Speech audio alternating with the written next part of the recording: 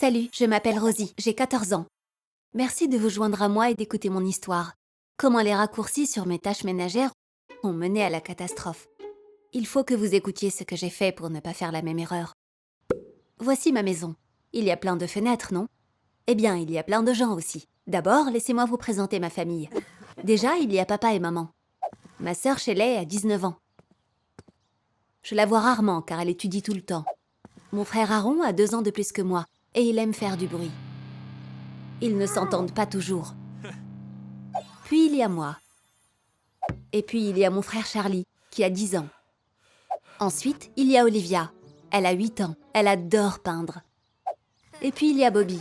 Il a 5 ans. Et le bébé de la famille, du moins jusqu'à ce que mes parents en aient d'autres, c'est Sienna. Elle vient d'avoir 3 ans.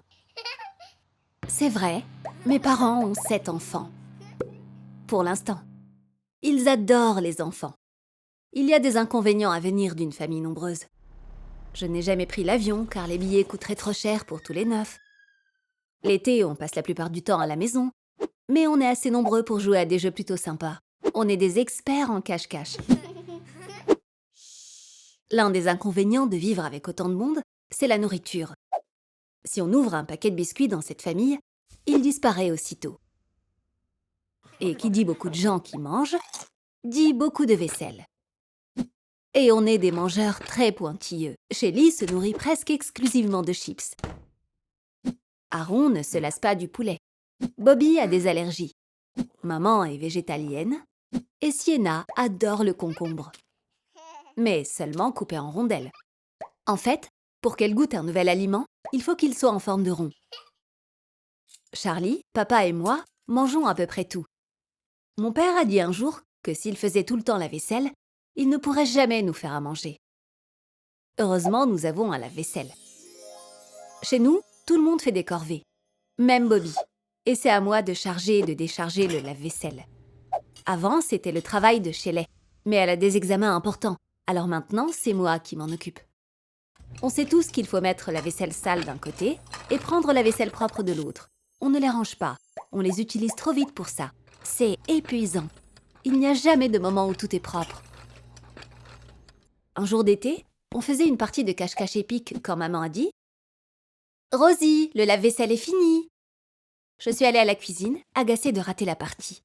J'ai rapidement sorti toute la vaisselle propre et je l'ai empilée sur le côté. Puis j'ai jeté toute la vaisselle sale. Il y en avait plus que d'habitude parce qu'Aaron apprenait à cuisiner. Son plat de la semaine, c'était le poulet frit. Mais c'était un miracle. J'ai presque tout mis. Il ne restait plus qu'un bol. Je l'ai regardé, il avait l'air propre. Je savais qu'Olivia avait peint plus tôt dans la journée. Je pensais qu'elle l'avait utilisé pour laver ses pinceaux. J'étais un peu ennuyée. Même si c'était à moi de faire la vaisselle, elle était assez grande pour ranger après ses loisirs.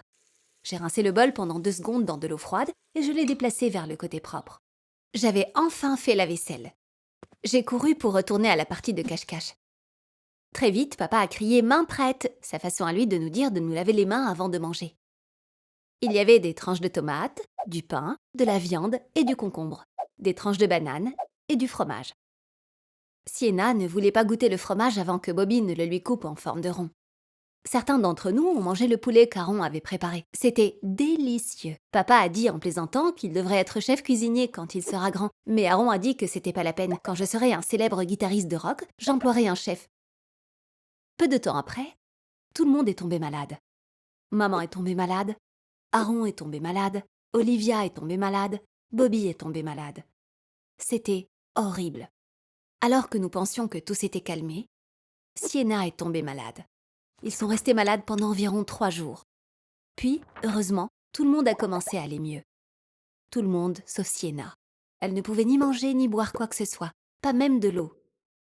Jusqu'à ce que maman se rende compte qu'il n'y avait qu'une seule chose à faire. C'était horrible. Papa et maman étaient si inquiets. Je ne les avais jamais vus aussi effrayés. Une fois à l'hôpital, Sienna s'est beaucoup améliorée, très rapidement, grâce au fluide administré pour lutter contre la déshydratation. Puis ils ont fait un tas de tests. Ils ont alors découvert qu'elle souffrait d'une sorte d'intoxication alimentaire appelée campylobactère. On peut l'attraper de différentes façons, et la plus courante est de manger du poulet pas assez cuit. Je ne comprenais toujours pas. « Mais Sienna ne mange pas de poulet », dit maman. Elle ne mange que des choses rondes. Les médecins nous ont demandé de réfléchir à ce que nous avions mangé avant que tout le monde ne tombe malade. Tout le monde a réfléchi de toutes ses forces. Aaron avait l'air super coupable. « Maman, dit-il, tu crois que mon poulet frit a rendu Sienna malade ?» Maman a regardé papa. « Le poulet était parfaitement cuit, a dit papa. On l'a testé soigneusement. Et de toute façon, dit maman, je suis tombée malade et je n'ai pas mangé de poulet. Qui a mangé le poulet, ai-je demandé. Nous avons découvert que papa, Charlie, moi et Aaron avions tous mangé du poulet au déjeuner. Le médecin a demandé ce que tu avais mangé d'autre ce jour-là. Du concombre, a dit maman. Nous mangeons des concombres à chaque repas. Mais j'ai dit, les concombres ne peuvent pas rendre les gens malades. Croyez-vous que le concombre a rendu tout le monde malade? Mais nous avons constaté que tous ceux qui étaient tombés malades en avaient mangé.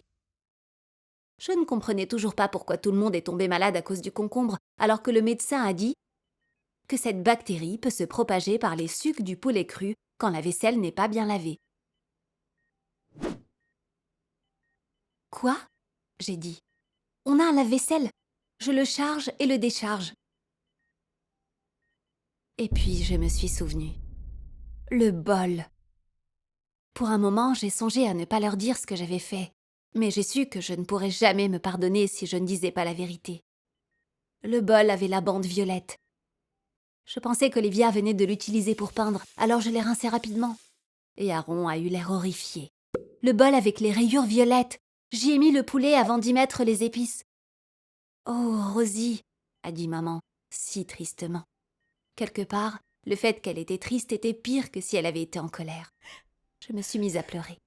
Maman, j'ai dit, je suis tellement désolée. Je voulais juste que toute la vaisselle soit propre. Je ne pensais pas pouvoir me sentir plus mal qu'à ce moment-là.